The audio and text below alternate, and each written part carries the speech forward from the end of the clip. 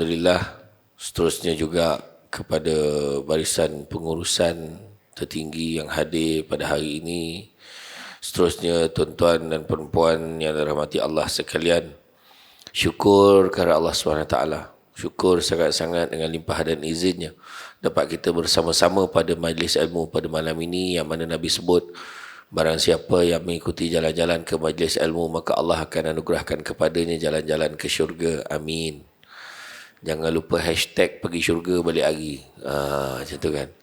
Saya memang paling excited sekali lah dapat pergi ke tempat yang saya tak pernah datang. Jadi sebenarnya saya baru semalam dapat macam selesema tu kan. Baru dapat tu. Macam nak demam kan. Ambil ubat batuk. Tu yang suara lain sikit tu. Jadi jangan betulkan TV anda. Jadi dia memang macam ni. Tapi insyaAllah okey. Boleh ceramah lagi. Jadi hari ini kita berada pada 1445 Hijrah. Kan? Macam sekejap je ayat kan. Ayat ni tiba-tiba je 1445. Macam baru je lagi 1444 kan. Saya teringat masa kecil-kecil dulu tengok kalender hijrah yang satu hari satu bulan tu. Kita siapkan setiap hari tu. Saya ingat 1401, 1402 dulu lah masa kecil-kecil. Kan tiba-tiba hari satu. Dia punya ayat paling mahal tu lah, tiba-tiba. Tiba-tiba macam dia tak sedar diri lah sama ni. Tiba-tiba 1445. Tu maknanya apa? Maknanya apa? Cepat masa berlalu tak? Tu maknanya nak mati. Maknanya nak mati dia tu. Kalau dah dekat dah tu dengan kematian. Kan? Yalah, dia bila salah satu tanda nak mati tu adalah bila dia terasa masa tu cepat berlalu. Tu yang saya cerita waktu sekolah dulu, bila puasa, ya Allah, lambatnya nak berbuka sekolah rendah. Masuk sekolah menengah, cepat dia berbuka. Tapi lambat betul nak raya. Kan? Tapi bila sampai usia kita sekarang, macam baru hari tu raya. Dah nak puasa balik. Macam tu lah keadaan ni. Kalau tak silap saya, tahun depan kita puasa bulan berapa? Kalau ada umur lah bulan puasa tahun depan, bulan berapa? Bulan 2 ke bulan 3? Wah, bulan 3 tengok makin cepat nampak tak? Tu ya, makin cepat pula. Ni dah bulan berapa? Ya, kan? Dah nak masuk bulan 8 dah. 9, 10, 11, 12, 1, 2, 7 bulan lagi. Sekejap je. Tu tanda-tanda dah dekat dengan kematian. Tu sebabnya saya ni kalau berceramah kan, saya punya bahasa tu kadang-kadang dia tak direct tu. Sebab orang Negeri Sembilan ni dia banyak guna kata-kata adat kan. Kata adat banyak kiasan ditunjuk dia, tetapi bukan bergulung pendek panjang direntangkan. Memang takkan faham kalau tak direnungkan.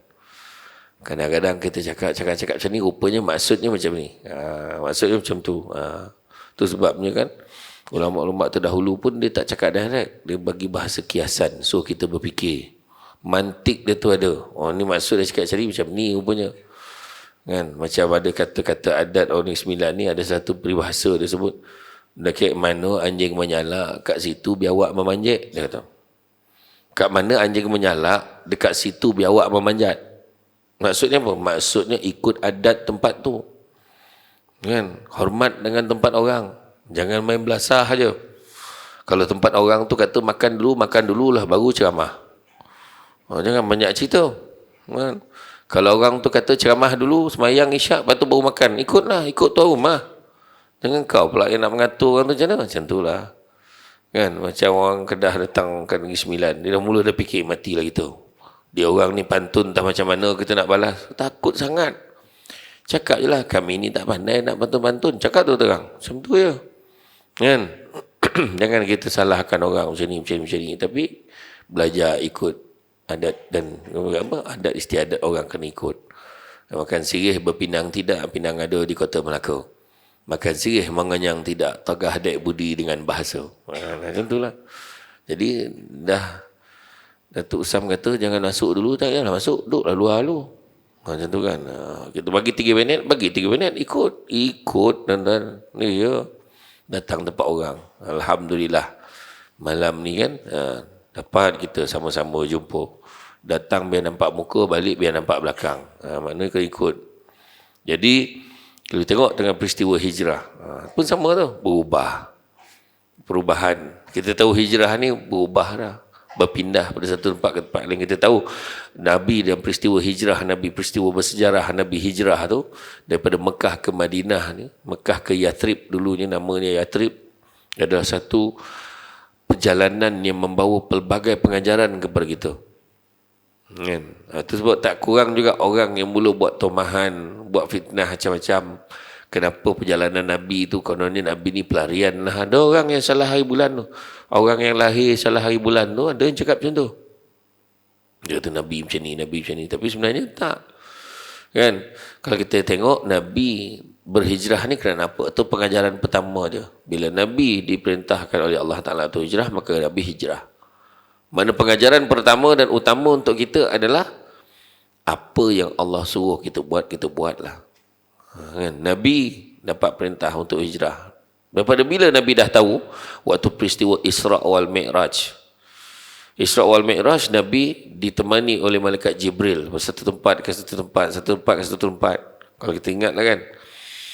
Jadi, salah satu pergi Baitul Laham, Bukit Turusina, sampai dekat sini tu, sampai satu tempat tu, Jibril tunjuk, wahai Muhammad, kau nampak tak tu? Itulah Yathrib. Tak lama lagi Allah akan memerintahkan kamu berhijrah ke sana.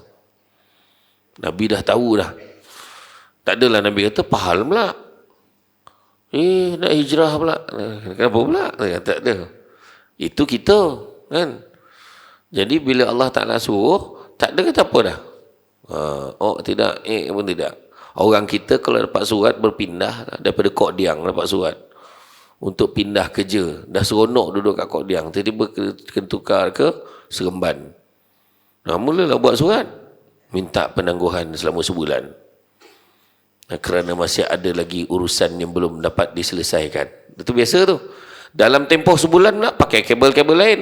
Supaya terus duduk situ, jangan pindah. Ada orang macam tu. Itu pengajaran yang pertama. Bila Allah suruh, buat. Allah kata, jangan buat, janganlah kita buat. Macam itulah. Jadi kalau kita tengok, sebagaimana disebutkan dalam satu hadis daripada Sayyidina Umar, mengenai Umar bin Khattab radhiyallahu anhu, dia berkata, aku mendengar Rasulullah SAW bersabda, sesungguhnya setiap perbuatan itu tergantung pada niatnya, dan sungguhnya setiap orang akan dibalas berdasarkan apa yang dia niatkan. Siapa yang hijrahnya kerana ingin mendapatkan keredaan Allah dan Rasulnya, maka hijrahnya akan menuju kepada keredaan Allah dan Rasulnya. Dan barang siapa yang hijrahnya kerana menginginkan kehidupan yang layak baginya di dunia, atau kerana wanita yang ingin dinikahinya, nescaya manfaat hijrahnya sesuai dengan apa yang dituju. Hadis riwayat Bukhari. Kalau kita tengok dalam ayat ni, niat merupakan perkara yang penting. Itu sebab Nabi sebut, tidak ada penghijrahan lagi selepas Fathu Makkah. Nabi kata, yang ada cuma dua saja, iaitu dua saja, iaitu okeylah tu, at least senyap toke tu. Saya pernah camah dekat satu masjid dekat Kuala Pilah. Saya kata, makcik, masa tu camah maulud, saya tanya makcik, apa maksud selawat makcik, apa maksud selawat? Menyaut makcik tu, nak ceramah lah, tanya pula, dah kena marah pula aku. Kan? Yang ni tak apalah, kira senyap okey lagi lah kan. Jadi Nabi kata, tidak ada lagi penhijrahan selepas Fathu Makkah, yang ada cuma niat dan jihad. Niat dan jihad. Mana nak bagi tahu niat tu pun susah. Macam mana pula? Bukan senang je, letak je lah. Memang letak. Tapi kalau orang tu kalau tak nak letak kan, tak jadi juga. Makan. Apa yang susah makan? Ambil je, makan lah. Tak, ada setengah orang tu, leceh lah, nantilah. Sebab kena bangun, kena ambil, kena sendukkan pula, kena ambil sendiri. Dia nak orang hidang macam tu. Itu cakap tadi, dekat dalam hati ni, niat tu pun kadang susah. Contoh paling senang kan, pada orang lelaki kan, berhenti-berhentilah merokok. Contoh, kan berubah muka tu. Kan, berubah muka. Kan, cerita merokok susah. Kan. Sebab dalam hati tak fikir nak berubah pun. Okey ni serokok, tak ada hal. Kata kan. Dia sound balik. Pencamah tu tak betul tu. Nampak kan? Tu yang saya tengok dekat masjid dekat Simpang 4 dekat Pulau Pinang tu. Dia ada signboard. Dia letak satu notis board kat dinding tu. Fatwa pengharaman rokok. Dia bagilah dalil ayat Quran, hadis apa semua bagi.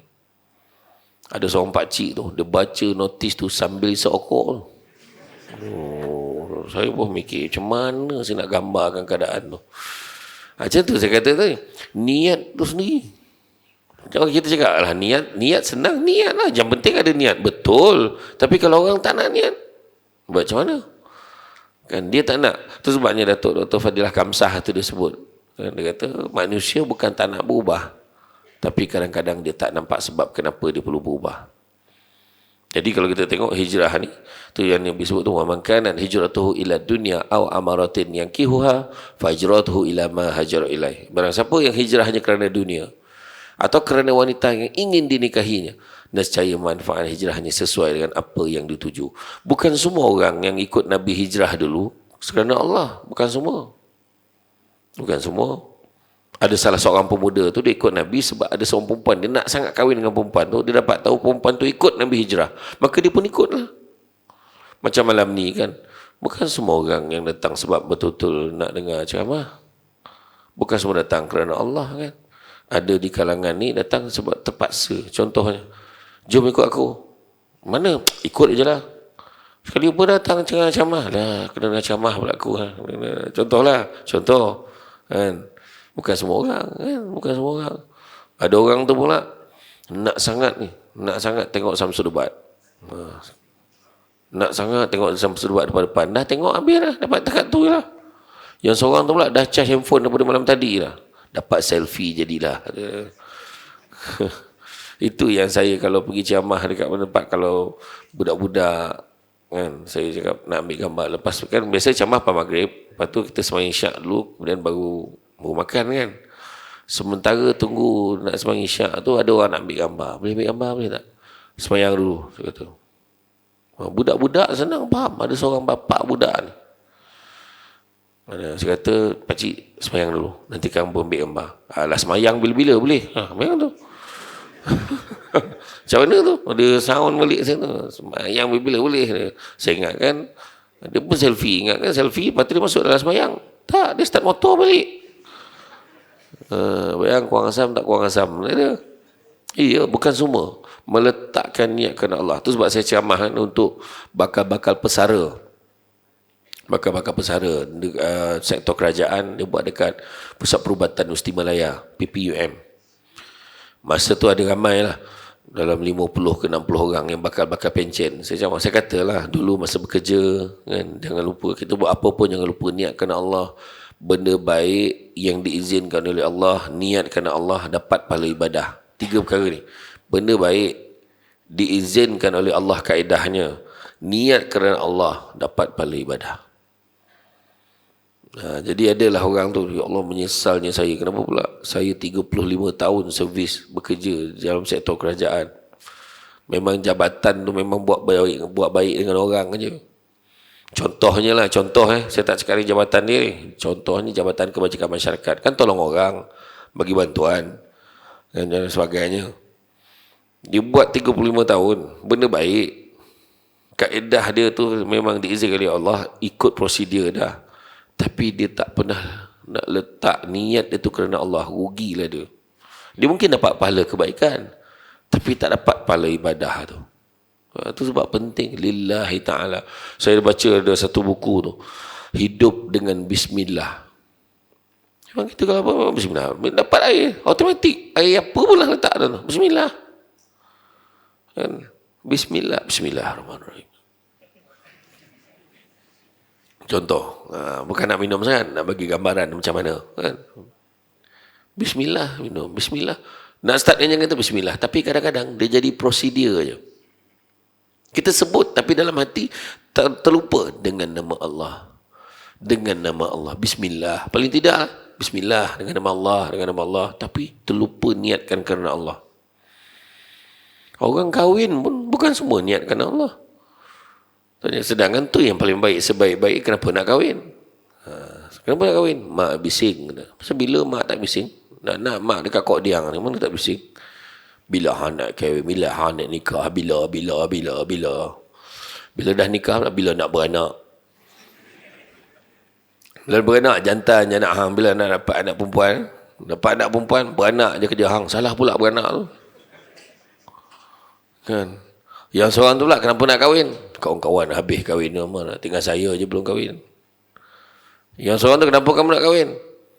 Umur dah banyak dah, Imam. Bila lagi saya nak kahwin? Inilah masa je. Yang seorang tu, kenapa kamu nak kahwin? Geram tengok budak perempuan tu. Lagi teruk. Susah nak jumpa orang yang jawab, kenapa kamu nak kahwin? InsyaAllah, Imam, saya nak kahwin ni memang kerana Allah. Susah nak jumpa. Biasanya yang jawab kahwin kerana Allah ni biasanya lelaki yang dah kahwin. Macam itulah. Yang faham-faham lah. Ya. Sebab dia dah tak ada jawapan lain. Itulah jawapan dia boleh bagi. Sampai hati abang buat saya macam ni. Tergamak abang. Kenapa abang boleh buat macam ni, bang? Kerana Allah. Itulah jawapan dia boleh bagi. Kan? Lepas tak lepas saya tak tahulah. Tapi itu jawapan dia lah. Kan? Macam itulah. Jadi apa pun, niat ni memainkan peranan. Innamal a'malu binniyat wa innamal likulli amri ma nawa. Jadi makna kata, sungguhnya satu buatan itu tergantung pada niatnya dan setiap orang akan mendapatkan apa yang diniatkannya. Tuan-tuan dan puan-puan menghormati Allah sekalian, hijrah ni sebahagian dari sejarah Islam. Kalau kita tengok kan, bila Nabi nak hijrah, Nabi berstrategi. Sebab kita pun kena ada strategi. Kan, kita nak hijrah kena ada strategi. Bukannya main belasah saja. Mesti ada strategi. Nabi nak hijrah, Nabi pergi buat jumpa siapa dulu? Nabi dah dapat dah mimpi tu kena hijrah. Dapat perintah Allah suruh hijrah. Nabi jumpa siapa dulu? Jumpa Saidina Abu Bakar. Saidina Abu Bakar, dia jumpa. Saya nak tanya semua. Dalam ramai-ramai sahabat, siapa yang paling Nabi rapat? Siapa paling Nabi rapat? Siapa? Saidina Abu Bakar lah, kan? Saidina Abu Bakar. Semua orang tahu. Saidina Abu Bakar sampaikan ada yang menyatakan kalaulah ada Nabi lagi selepas Muhammad, memang Saidina Abu Bakar lah. Kan? Bila Nabi beritahu dengan Saidina Abu Bakar, wahai Abu Bakar, aku telah perintahkan oleh Allah untuk hijrah. Sudikah kau untuk menemani aku untuk berhijrah bersama? Apa yang berlaku pada Saidina Abu Bakar? Menangis kegembiraan sebab dia tak sangka Nabi pilih dia. Kan? Itu pengajaran yang kedua. Pengajaran dia, walau rapat mana pun kau dengan seseorang, jangan perasan kau akan dipilih. Faham tak? Saidina Abu Bakar terharu dia dipilih, tak sangka. Dengan tahap dia paling rapat. Kau orang lain, aku dah agak dah, kau memang cari aku je, kan? Kalau orang lain, kan? Itu pengajaran. Baru duduk timbalan, jadi orang nombor 2, dah perasan akan naik nombor 1. Contoh macam tu lah pengajaran dia. Nampak tak? Kena percaya rezeki Allah tu, kita kena percaya. Nampak tak? Saidina Abu Bakar terharu, tak sangka dia dipilih. Kalau orang lain sangka lah, aku, kau tengok mesti cari aku. Tak. Dia terharu. Nampak tak? Kemudian strategi, suruh Saidina Ali gantikan Nabi kat tempat tidur. Kan kita tahu kisah tu. Pengorbanan. Samsul debat nak kena pukul, katanya ada orang nak pukul Samsul debat hari ni, contoh. Jadi dia memang dah standby dah nak datang kat maktab pengajian Islam tu, standby, jom kita belasah dia ramai-ramai. Jadi saya pun minta lah abang dia, kebetulan dia pakai baju gelap sama dengan saya. Abang buat-buat mengaku jadi Samsul debat.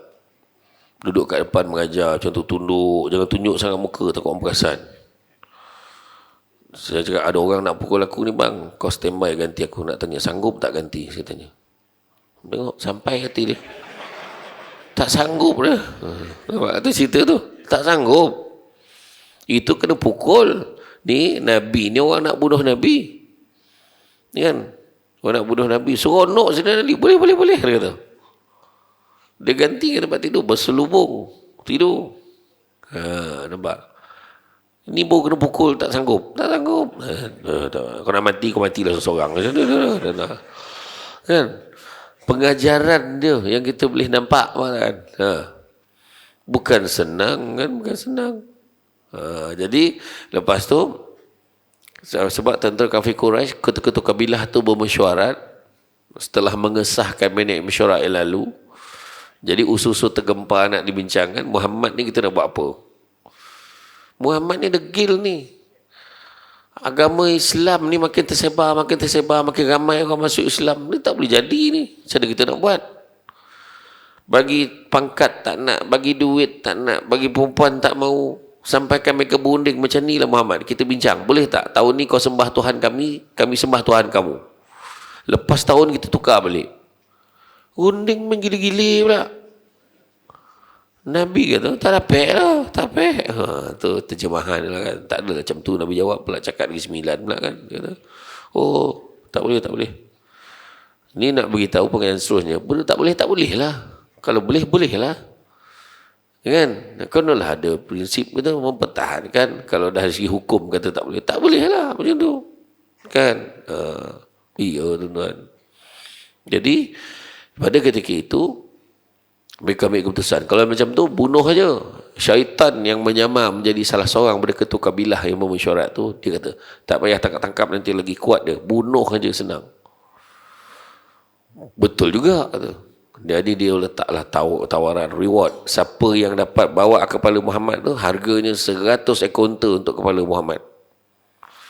Oh, keliling tentera kafir Quraisy mengelilingi rumah Nabi. Dah ready nak bunuh Nabi. Tapi Nabi gentleman, Nabi okey nak bunuh. Nabi yakin dengan bantuan daripada Allah. Bukan Nabi korek bawah tanah keluar dari rumah. Bukan Nabi ikut pintu belakang. Nabi buka pintu depan keluar menghadap tentera kafir Quraisy yang dah mengelilingi rumah. Tapi dengan kuasa Allah mereka memandang tapi dia tidak melihat. Pernah berlaku tak tu? Memandang tapi tak melihat. Pernah berlaku tak? Lah, Samsul debat ke tadi tu? Lah, tak perasan. Dia memandang tapi tak melihat. Kan? Ni ada orang tengah melihat lagi tak memandang. Dia ni ke Samsul debat macam lain pula. Ada contoh ada contoh kan. Tapi ni dia pandang tapi dia seolah-olah dia tak nampak. Itulah kuasa Allah. Nampak?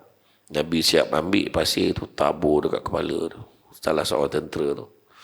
Tak perasan dengan lagi tu. Sambil Nabi baca وَجَعَلْنَا مِنْ بَيْنِ أَيْدِهِمْ سَدًّا وَمِنْ خَلْفِهِمْ سَدًّا فَأَغْشَيْنَاهُمْ فَهُمْ لَا يُبْصِرُونَ. Pernah Nabi biasa kan baca ayat kan? Ayat dalam surah Fatihah. Surah apa? Yasin. Angguk Fatihah. Tak kata. Kena dengar betul kan? Dalam surah Yasin kan? Dia benda tembok-tembok di hadapan, tembok-tembok di belakang. Nampak? Afala yubsirun, tak nampak kuasa Allah. Tu ada ustaz dekat KL tu kata baca ayat ni kalau nak elakkan speed trap. Masuk highway baca waja'alna min baini aydihim sadda wa min khalfihim sadda fa asyayna fa la yubsirun. Macam bawa itu. Kena juga ustaz. Dia terlupa. Polis pun mengaji. Polis tu dah baca dulu ayat tu sebelum dia. Jadi polis nampak dia tak nampak polis tu. Tu yang kena tu. Jadi kemudian Nabi keluar, Nabi pergi bersembunyi dekat gua Hira. Gua Niyah jauh sangat. Gua Thur. Gua Thur. Nabi duduk kat sana. Gua Hira tempat Nabi timur wahyu tu. Ni Gua Thur. Nabi duduk dekat sana. Bukannya takut, tapi strategi. Kenapa strategi? Kalau tidak mesti, mana kita nak suruh ni, mana nak pergi. Tu. Ada satu tempat, ada satu lubang tu kecil, tak besar sangat. Ngam-ngam kita dua-dua boleh duduk dalam tu. Tu kan macam tu. Terus tuju ke sana. Maknanya dah dirancang. Sebab kawalan ketat dekat seluruh Mekah ni. Tak ada jalan keluar ni. Sembunyi dulu dekat sana. Nampak? Dan kemudian nak menggambarkan betapa betulnya strategi itu. Macam mana saja tidak Asma boleh hantar makanan ke sana kalau dia tak tahu? Melainkan dah rancang awal. Ke ada handphone masa tu. Asma, lapar ni. Kau tolong hantar makanan. Kau jalan 10 langkah ke kanan, kau nampak bukit, kau terus naik atas. Ni ayah send location. Mana ada? Tak ada. Melainkan dah dirancang daripada awal. Sadatina Asma pula pergi menghantar makanan dengan tahap dirinya sendiri syarat mengandung 9 bulan. Cuba fikir. Itu pengorbanan tu. Itu pengorbanan. Kan? Jadi dan Nabi pula berhijrah. Nabi ikut jalan yang tidak biasa dilalui oleh manusia biasa, yang mana ditunjuk jalan oleh Abdullah bin Uraikid, seorang yang bukan Islam. Pengajaran seterusnya kita nampak, Nabi nak tunjuk dekat kita, hijrah ni memerlukan pengorbanan, hijrah memerlukan perjuangan. Nabi korban apa? Tinggalkan kampung halaman Nabi. Betul? Kan?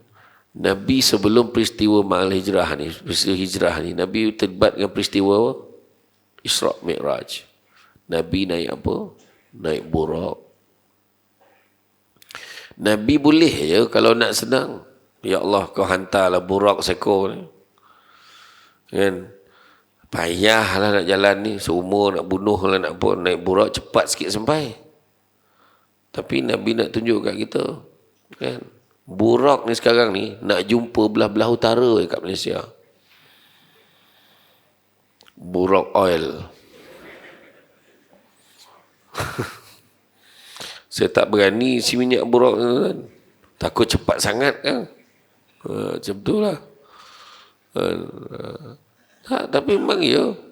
Nak cerita Nabi tak ada. Nabi hantarlah burak. Nak pengajaran Nabi tak nak lepaskan diri Nabi je. Nabi fikirkan semua umat dia. Pengikut-pengikut ni nak ikut ni. Sahabat-sahabat ni.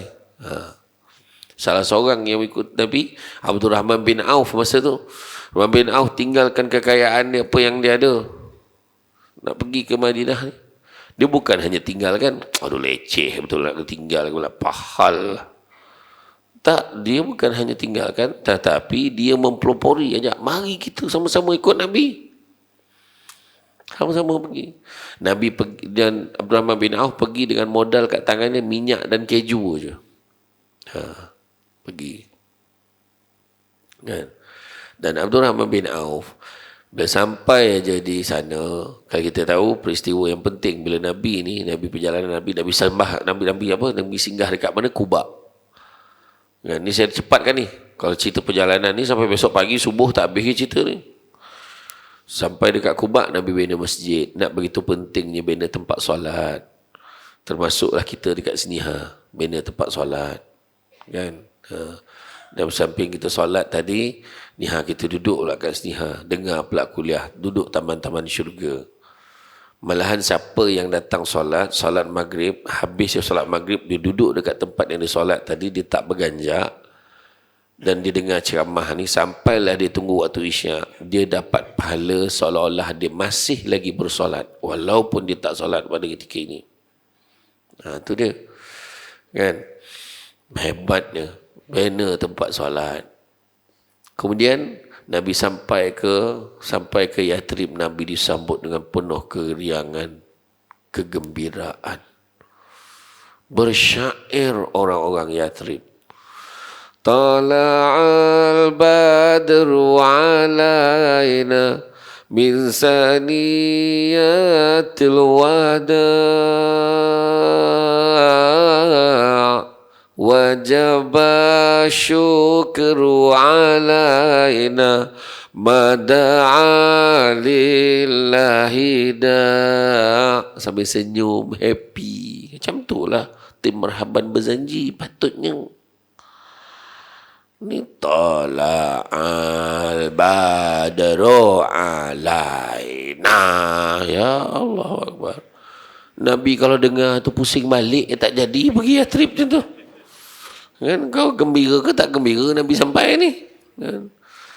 Tala'al badru alaina, telah datang bulan purnama kepada kami. Macam itulah gembira menggambarkan Nabi sampai bulan purnama datang. Macam itulah. Ya, jadi kegembiraan, Kemudian berebut-rebut semua nak suruh Nabi tidur rumah dia. Kau tidurlah rumah aku ya Rasulullah. Ya Rasulullah, tidurlah rumah aku ya Rasulullah.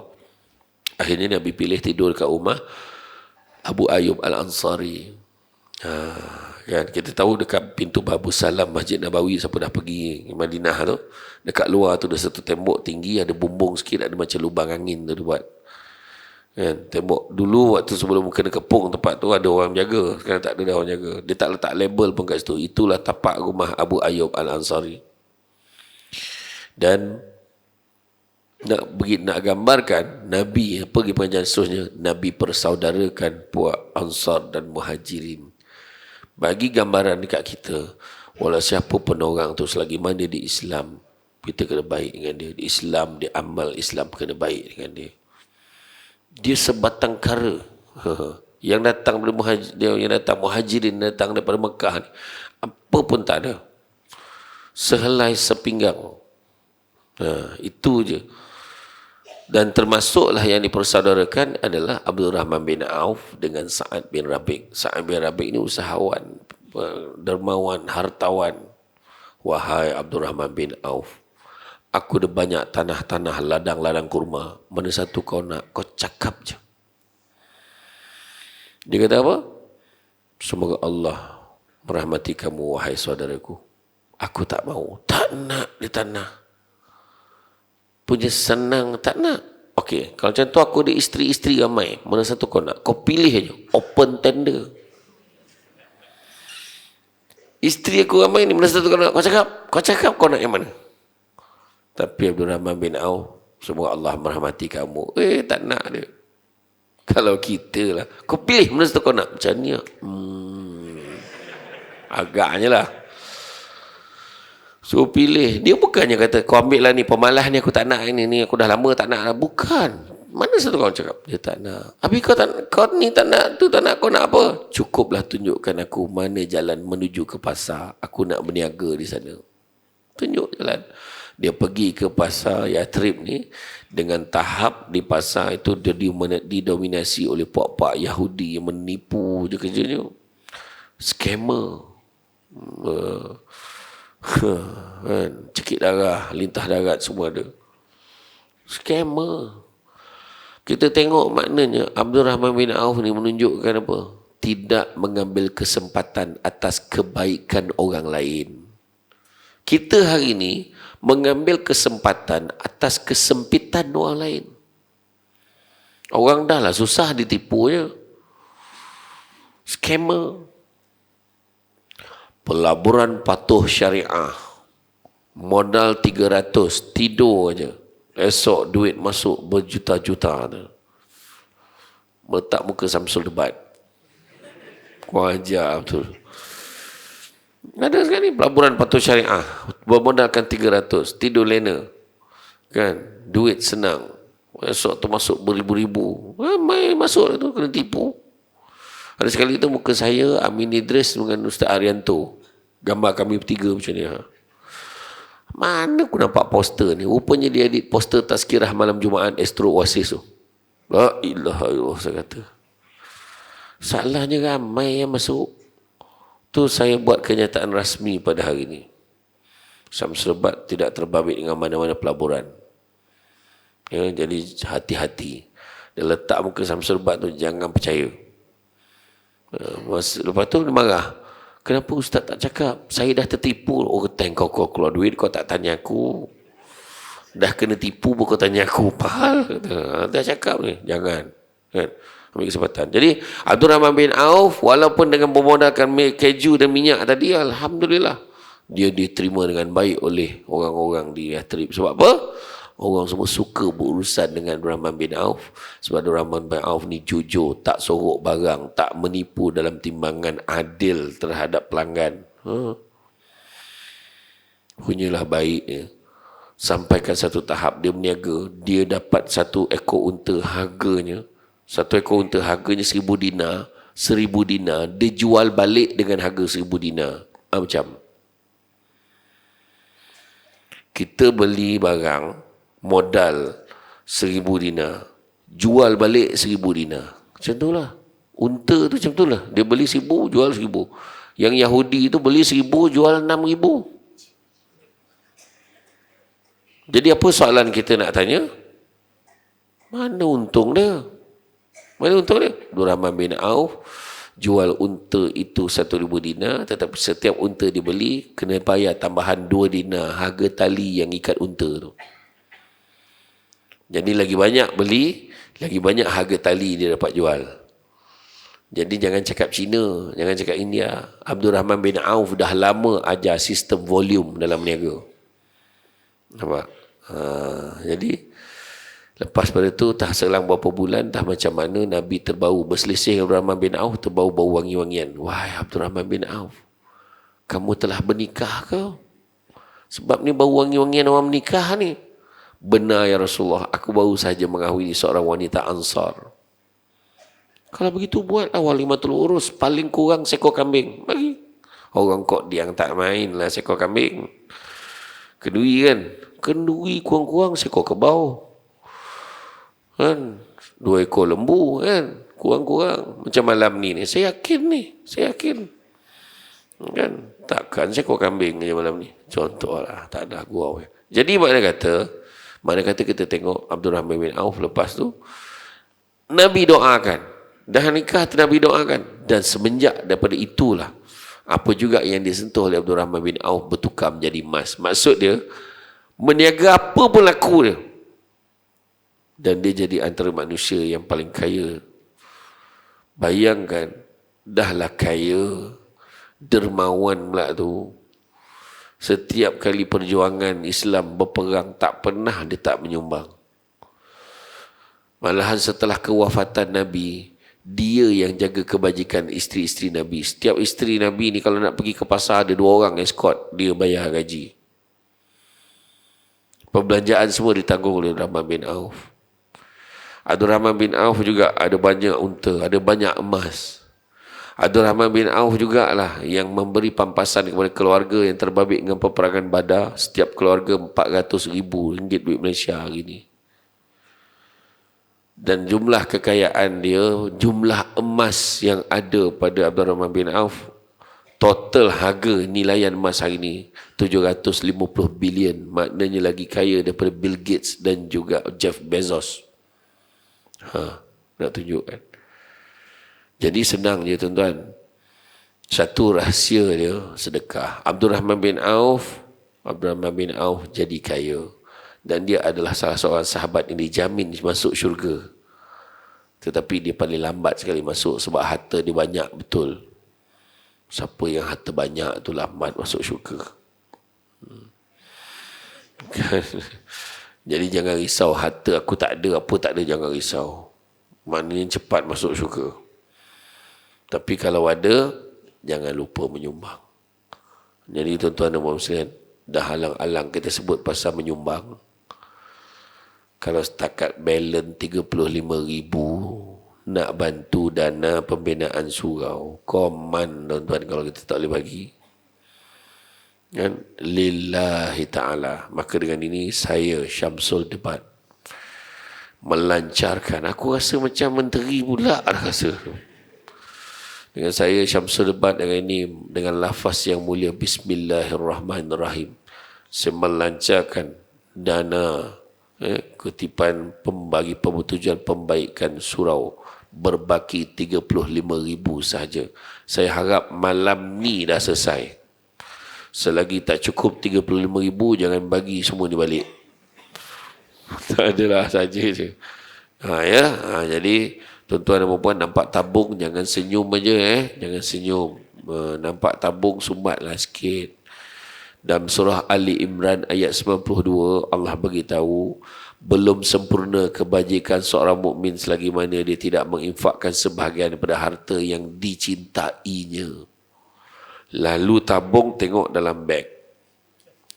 Ada RM5 dengan 100.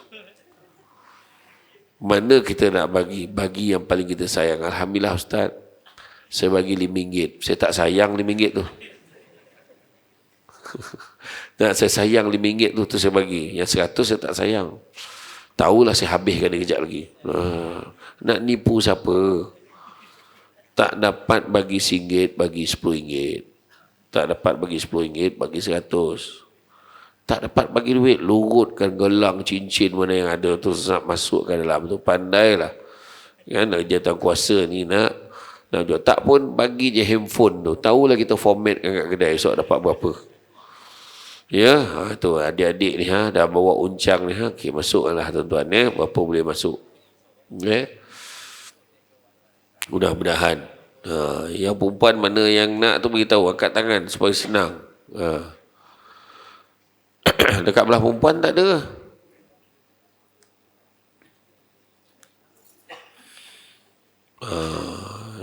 Nanti. Okey. Alhamdulillah. Tuan-tuan jangan bagi kertas cadangan pula dalam tu. Nampak macam duit ni. Saya ada cadangan dia tu. Okey. Alright.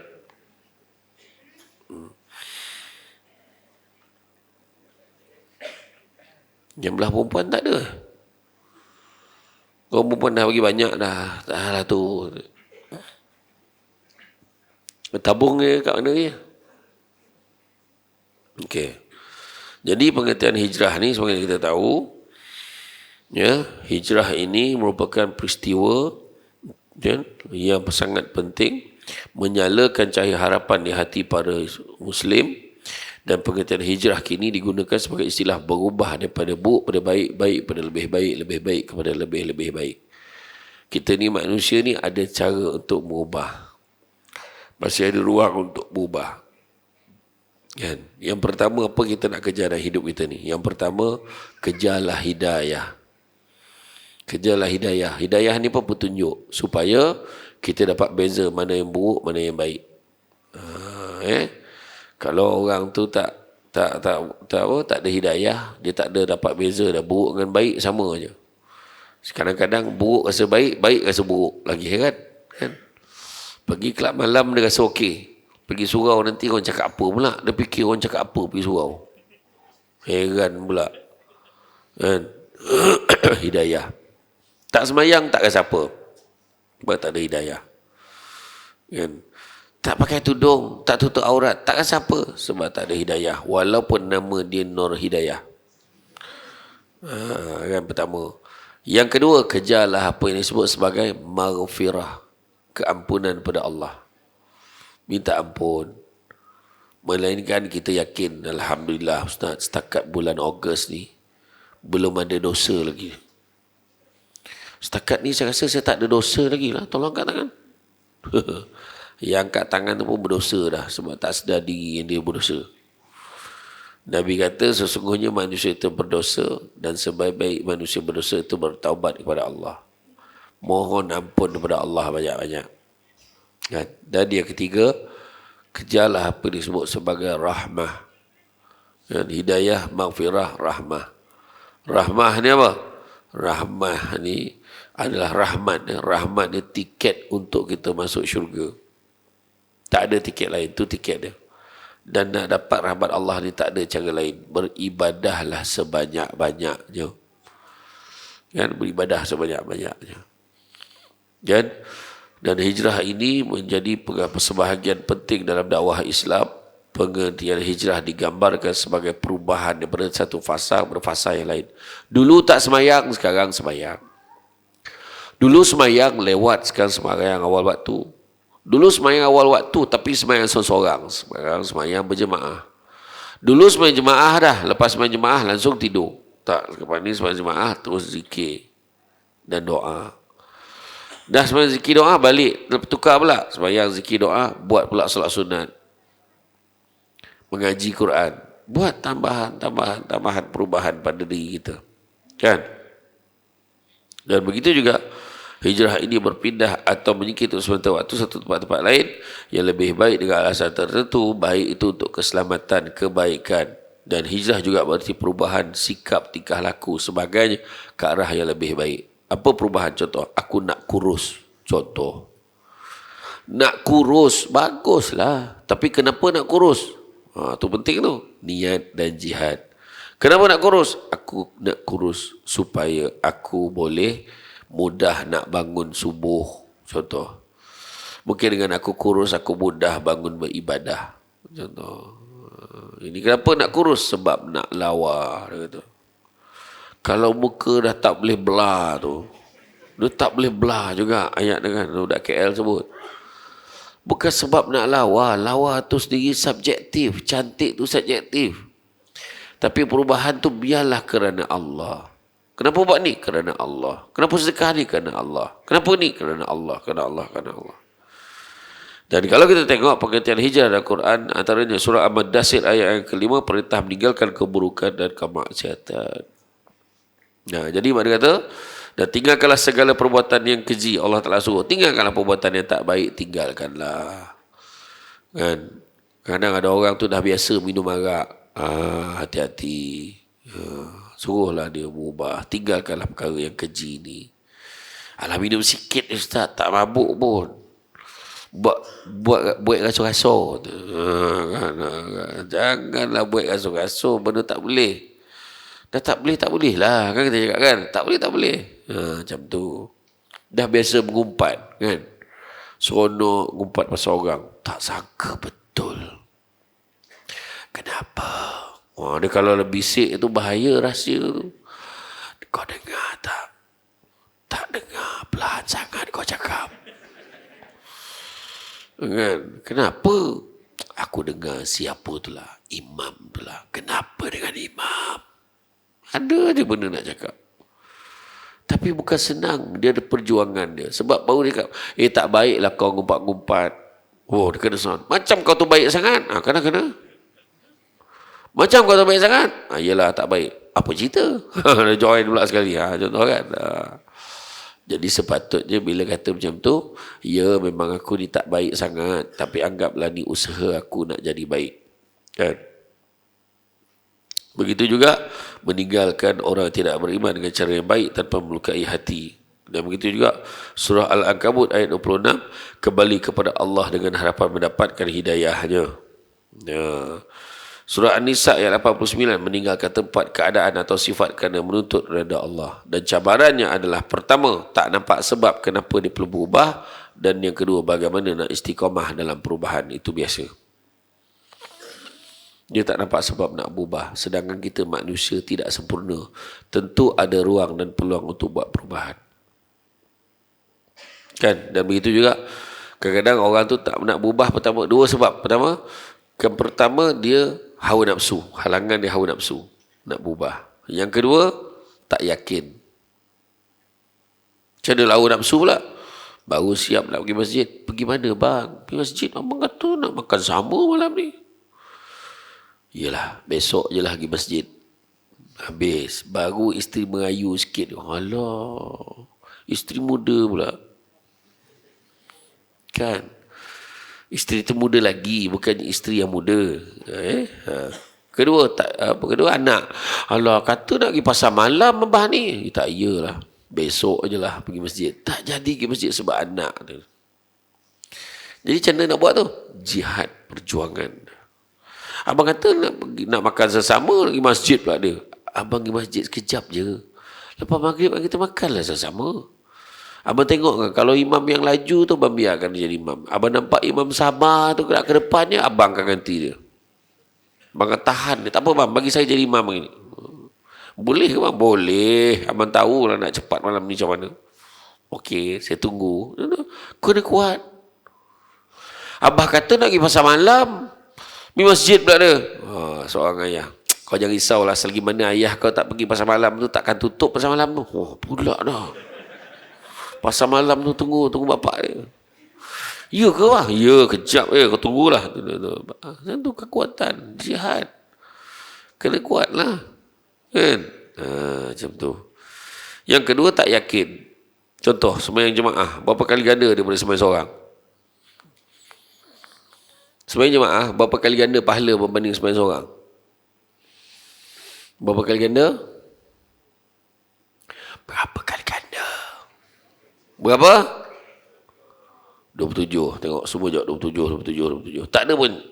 Dalam 20 lebih macam tu lah berapa. Tak ada. Solid jawapannya. 27. atas 25, bawah 30. Confirm. Tak. Semua jawab 27 kali ganda. Tapi kenapa tak ramai orang semayang kat masjid, kat surau? Kenapa kurang? Macam ni. Ramai tak ni? Ramai. Cuma yang tak datang lagi ramai. Kan? Ramai dah ni kan? Ramai. Sebab pahala tak nampak. Orang yang rasa je seronok semayang jemaah, dia akan terus datang. Nampak tak? Cuba kalau kita tukar 27 kali ganda tu, Allah Ta'ala tukar jadi RM27. Assalamualaikum warahmatullahi. Assalamualaikum warahmatullahi. Tengok orang pakai RM27. Okey, steady. Tak payah kerja dah. Betul tak? Yang seorang tu lah, Assalamualaikum warahmatullahi. Assalamualaikum warahmatullahi. Tengok tak ada. Ya Allah, tak ada. Zap. Oh, sistem lambat sikit. Ada masalah sistem. Kalau macam tu lah, aku agak tak cukup luas lagi surau. Sampai ke jalan orang semayang. RM27 satu waktu. Masa tu orang perempuan kat belakang, dia mula marah. Kau dah berapa lama dah semayang sini? Baru 2 minggu kak. Untunglah kau. 27 kali 5 kali 14. Ya Allah, banyak duit kau. Akak baru tahu. Tak guna punya jiran. Nak kaya-kaya seorang. Ajaklah kita ni sekali. Akak baru dapat RM27. Ni lah baru selai dapat. Kata. Kan senang kalau itu. Itu orang perempuan. Orang perempuan akan bincang isu remeh-temeh macam tu. Orang lelaki, dia gemar bincang isu dasar. Kemana hala tuju? Tu orang lelaki. Dia akan bincang, agak-agak kau lah Mat, kita makmum dapat 27, imam dapat berapa? Tu orang lelaki ni bincang tu. Ditahannya motor imam tu. Baik, imam cakap, Mam, berapa Mam? Imam dapat berapa? Imam ni malah, Alhamdulillah, syukur. Imam jangan macam tu, Mam cakap tu terang berapa imam dapat. Ni contoh je lah. Ni contoh. Imam pun cakap. Ni contoh. Tak ada pun macam tu. Ni contoh. Imam kata. Dia tengok keadaan lah. Kalau lupa-lupa banyak, kurang lah dapat. Tapi kalau fokus, khusyuk, lebih tu, insyaAllah. Teruk-teruk pun, RM40 tak lagi lah. Contoh dia kata. Malam tu bertumbuk nak jadi imam. Asyik dia jadi imam, aku nak juga. Dia kata. Tu masalah tu. Tapi masalahnya, Allah nak bagi lagi besar dan lagi hebat pada tu. Isu yang kedua, tak yakin, inilah dia. Nak yakin datang majlis ilmu. Oh macam tu ya. Pergi masjid ni, betul ke? Orang tiba-tiba cakap ke kita, kita tak belajar, kita tak ikut kuliah, memang kita tak akan yakin. Kau tahu tak, kau pergi ni, masjid ni, setiap langkah kau menuju ke tempat solat ni, langkah pertama Allah ampunkan dosa, langkah kedua Allah tinggikan darjah kau, begitulah langkah seterusnya. Ya ke? Sebab dia tak pernah dengar. Ya ke? Kau nak masuk syurga, kau amallah sunnah Nabi. Salah, sebab tak datang kuliah. Mana nak faham? Datanglah tuan-tuan. Datang. Jangan tunggu penceramah-penceramah top 5 yang datang. Cik, saya tak cakap saya. Datanglah. Jadi mana apa? Bukannya apa. Kadang-kadang kita tak tahu. Bila datang majlis ilmu ni, cakap, hati kita ni jadi, mana ada orang yang kusut ni? Tenang je. Yang paling tenang yang kejap-kejap tengok, kejap-kejap. Kejap-kejap. Hebat orang ni. Dia kalau orang tu tengok bermula sampai habis, tu biasa. Tapi kalau kejap tengok, kejap lelap. Kejap tengok, kejap lelap. Hebat orang ni. Sebab sambil-sambil dia dengar ceramah, dia zikir. Yang paling hebat sepanjang ceramah saya, dia zikir. Zikir je. Saya tak ada masalah. Saya penceramah yang paling memahami di Malaysia ni. Saya takkan marah. Tu kenapa tidur? Saya takkan marah. Saya takkan marah. Sebab memang dah itu kelebihan orang mendengar ceramah. Dia ada satu doa, kalau kita baca, orang yang mengantuk, hilang ngantuk. Dia ada satu doa. penceramah kalau biasanya nak baca ayat, nampak dah ngantuk, dia baca ayat tu, insya-Allah hilanglah ngantuk orang yang mendengar. Orang perempuan pernah dengar tak ustazah tu ajar dan kuliah doa dia pernah tak? Doa dia senang ni, bismillahirrahmanirrahim, wabil lahil taufiq wal hidayah, wassalamualaikum warahmatullahi wabarakatuh. Macam itulah doa dia. Saya belum baca doa tu, baru ajar je. Ada yang menyalin, dia tahan. Dia kalau orang tu dah tidur je, wabillahi taufiq wal hidayah, tegak tu, dah habis ke? Hilang ngantuk dia. Tapi saya belum baca doa tu, saya baru ajar je. Macam itulah. Jadi, apa-apa pun berubahlah kita. Ya, sebagai manusia, berubahlah kita. Berubah paling tidak, kejarlah apa yang dikatakan sebagai ibadah dalam hidup kita, akhlak dalam hidup kita. Terus sebab ada ahli falsafah sebut, kekayaan yang paling besar adalah akal, kemiskinan yang paling besar adalah bodoh, keburukan yang paling buruk adalah terpesona pada diri sendiri, dan semula-mula perbuatan adalah akhlak yang baik. Ubah diri kita akhlak yang baik. Amalkan apa yang Allah Ta'ala dan Rasul suruh. Tinggalkan apa yang Allah dan Rasul larang kita buat. Jangan kita buat. Ya? Jadi tuan-tuan dan puan-puan rahmati Allah sekalian, rasanya cukuplah setakat itu. Apa-apa pun, buat perubahan dalam hidup.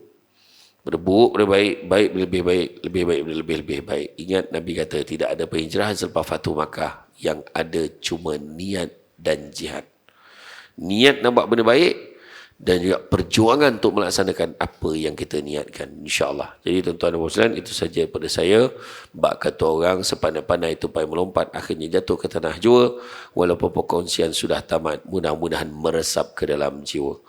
Cantik dipandang rumah penghulu, kayu tu ukir dari papan, alang-alang menuntut ilmu, sebutir pasir kembangkanlah menjadi intan. Budak-budak membawakanlah nak menjolok buah berangan, kalau ada silap dan salah, dikata tidak, dicaci jangan. Tenang-tenang air di laut, sampan kelok mudik ke Tanjung, hati terkenang boleh menyebut jasa baik. Pihak penganjur menyebut hari ini rasa nak junjung. Sedikit makluman, saya dah maklumkan kalau tuan-tuan dan perempuan ada masa, di luar sana ada satu meja ajaib. Atas meja tu ada barang, bukan untuk diambil tapi untuk dibeli. Jangan main sahuk, bawa balik kang, tu kena beritahu. Yang pertamanya ada sambal crispy mengidap. Itu air tangan Mak Samsul Debat. Sambal crispy ni tak pedas pun tapi dia garing. Mana yang ada gigi tu tolong pasang gigi dulu. Takut kalau main gigit aja luka gusi. Sebab dia rangup. Berita baiknya dulu harga satu bekas RM15. Hari ni Alhamdulillah masih RM15. Macam tu. Tak naik harga lah. Yang kedua, minyak wangi SD perfume, Samsul Debat perfume, harga RM35. Boleh bawa solat, tahan lama. Kan? Itu dia ada satu tagline, tak mandi pun wangi. Macam tu. Bolehlah bau. Dia lelaki perempuan dua-dua boleh pakai. Satu lagi, susu kambing Al-Amr. Susu kambing campur kurma, campur madu yang diizinkan. Faham Faham, okey lah. Susu kambing campur kurma, campur madu diizinkan, maknanya madu lebah lah, bukan madu yang berdiri tu. Yang bagusnya pertama dia tak ada bau sebab dia tak pakai kambing Kodiang. Tak. Dia tak pakai kambing Malaysia. Dia pakai kambing daripada Holland, Belanda, baik untuk GERD, gastrik, pedih hati, baik untuk orang sakit lutut, sakit tumit, pijak, sakit tangan kebas-kebas, mana dah mula semain kat kursi tu boleh amalkan, insya-Allah cepat baik. Kemudian dia baik juga untuk orang yang enzima, kata-kata kulit, alergik. Ingat ya, minum, bukan mandi, minum. Dan dia baik untuk perempuan yang pregnant, perempuan yang mengandung, baik untuk ibu dia, baik untuk baby dalam perut, untuk elakkan jaundice, demam kuning dan sebagainya. Hari ni dia offer satu kotak 45, tapi siapa beli dua 90. Macam sama. Tak adalah beli satu 45, beli dua 80. Itu yang asli lah. Tapi ada dua susu kambing yang baru 3 bulan ni, baru dilancarkan. Itu susu kambing coklat dengan kopi susu kambing. Itu mahal sikit lah. Tapi untuk orang kecil manis tak berapa sesuai. Tapi bolehlah. Siapa nak akan tengoklah kat luar sana. Kemudian, siapa yang berhasrat nak mengerjakan umrah bersama dengan Samsul Debat, insyaAllah bulan 10 ni, saya pergi dengan syarikat Ikhlas Umrah. Itu anak syarikat Air Asia. Jadi tak risau kapal terbang dia banyak, dalam store tu ada 10 biji kapal terbang. Dan begitu juga siapa yang nak ikut Samsul Bak pergi ke Bandung, Jakarta pada bulan 9. Ini bukan promote ya, lebih kurang. Siapa nak kan tanyalah dekat yang berniaga tu, nak minta nombor telefon boleh minta kat sana. Jadi itu saja daripada saya. Yang baik itu datang dari Allah SWT. Berkurang itu punca kelemahan saya sebagai manusia biasa. Pokok sekayu daun selasih. Thank you, terima kasih. Assalamualaikum warahmatullahi wabarakatuh.